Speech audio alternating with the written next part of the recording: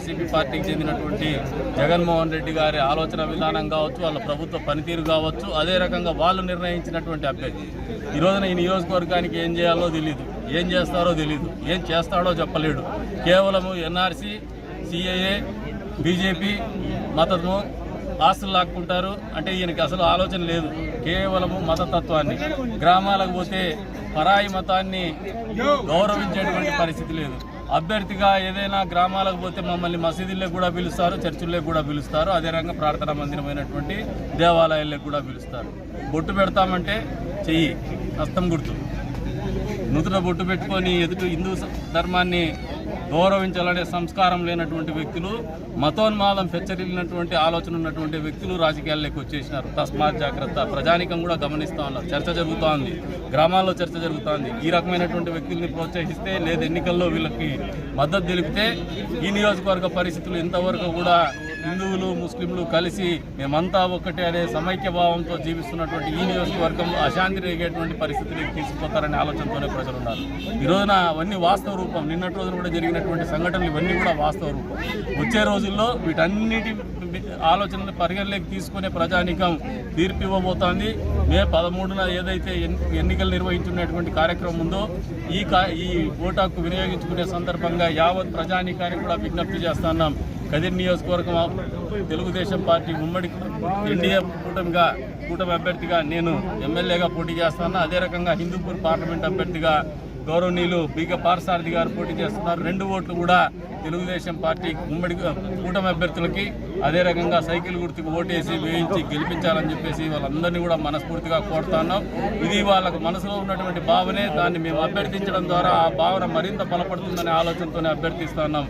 వారందరూ కూడా మన్నిస్తారని కూడా. మరి ఇటువంటి పరిస్థితుల్లో ఈ రోజున ఎన్పికుంట మండలం, కదిరి నియోజకవర్గంలోని ఎన్పికుంట మండలం, పక్కనే కడప జిల్లా ఉంది.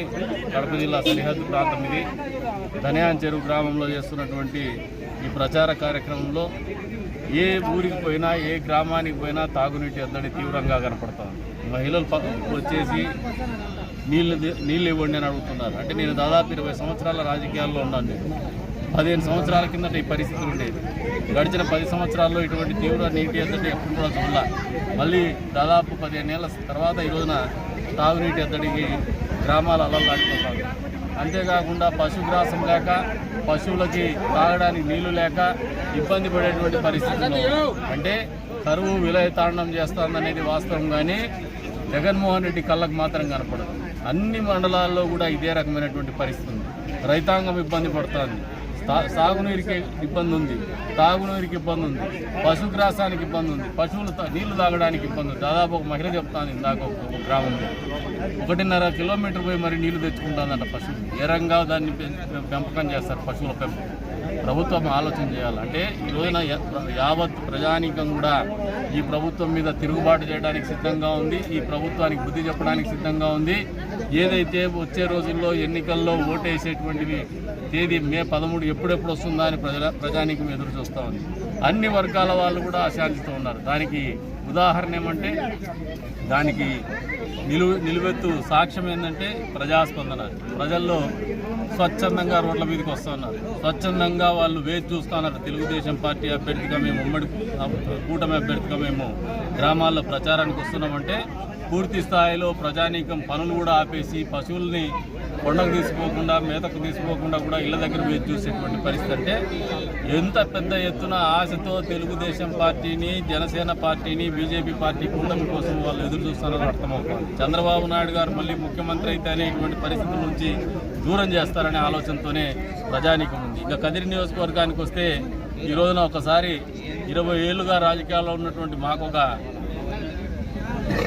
అత్యంత సంతోషకరమైనటువంటి ప్రచార కార్యక్రమం. ఎందుకంటే ఇంత పెద్ద ఎత్తున ప్రేమతో ప్రజలు ఎప్పుడు కూడా పలకరింపలేదు. అంటే దాదాపు 20 సంవత్సరాల్లో ఇంత ప్రేమాభిమానాలు ప్రజల్లో మేము ఎప్పుడు చూడలేదు. ఇంత పెద్ద ఎత్తున స్పందన కూడా చూడలేదు. దీని కారణం తుది దశకు చేరుకుంది. స్క్రూటినీలు కూడా ఇప్పుడు ఇవాళ ఉదయం మొదలుపెట్టినారు. అది కూడా మాకున్నటువంటి సమాచారం మేరకు పూర్తి అయిపోయింది.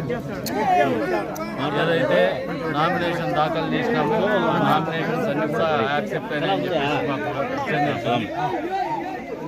తదుపరి విత్డ్రాయల్స్ ఉంటాయి. అది చరమాంకం నామినేషన్ల ప్రక్రియలో. విడ్రాయల్స్ తర్వాత అభ్యర్థుల ఖరారు, వాళ్ళ క్రమ సంఖ్య, వాళ్ళ సింబల్స్ అని కూడా కేటాయించడం జరుగుతుంది. అక్కడ నుంచి మరింత ప్రచారం అనేది పూర్తి స్థాయిలో జరిగేటువంటి పరిస్థితి లేకపోతుంది. ఎన్నికలు పీక్ స్టేజ్ లాస్ట్